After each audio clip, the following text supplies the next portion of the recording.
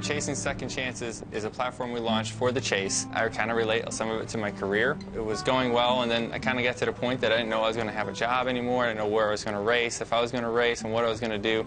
I got a second chance with Team Penske and was able to make the most of it. This is for battered women's shelters that are around our racetracks. When I look at a champion, I don't really think of a racing champion. I think of a champion in life, and a champion in life does a lot more with what God's dealt them to help others. I was a combat engineer, did a tour in Iraq, and then I became a Green Beret, did 2 tours in Afghanistan. Depending on the mission and depending on the environment, I mainly handle the IEDs, improvised explosive devices, reducing them, clearing them out. Every day mattered, everything mattered all the time. Then when you come back from that, it's like hitting a brick wall. A friend of mine hung himself, and I was super resentful. I looked in the mirror and I asked myself what I'm doing, and the answer was nothing. That's not okay to me to just be a bystander. Mission 22 is an awareness campaign ran by warriors and veterans to raise awareness for the fact that 22 veterans a day take their lives in this country.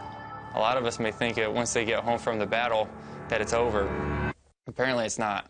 Some of the things that they've seen, you can't erase that. The trauma that happens from war is only part of the reason for the suicide. Being institutionalized in the military, being close to so many men and women that you'll never be close to like that again, killing people and them trying to kill you.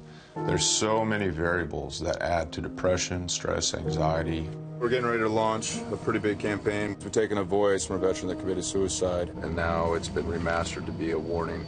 I am Sergeant Clay Warren. I suffered from PTSD. In 2013, I ended my own life.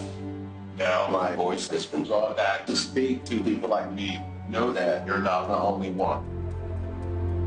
When I hear that voice, I think about, these people have a whole life that they're leaving behind because they're suffering with something that I can't describe. I can only imagine what it's like. Predominantly, it's invasive thoughts that you can't get rid of. Revisiting the same experience over and over again where it rules your life. Heightened awareness, you're always on edge. Irritability, discontent, inability to connect with people in intimate and personal relationships. If they're willing to, put their lives at risk, at war, we need to be willing to do what we can do to help them get their life back on track.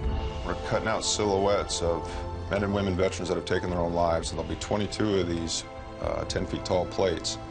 And it's going to be a mobile monument. The first year is going to be at Warriors Heart down in Texas, which is a drug and alcohol retreat ran by warriors for warriors. It's one of the first of its kind. And our goal is to move it 22 times. Joey offered to receive one of those silhouettes for the Dover Raceway. The recognition of what's happening won't happen without men and women like Joey Logano. This is an epidemic. This is no small matter. Imagine this over the course of the next 5, 10 years. It's a big deal. I've been fortunate enough to be able to use racing as a platform to help others. The most rewarding thing that I get to do, we race hard every weekend, and our goal on the weekends is to win races, and that's what we want to do. But there's something bigger in life than NASCAR racing, and I'm just fortunate enough to be able to find that this young.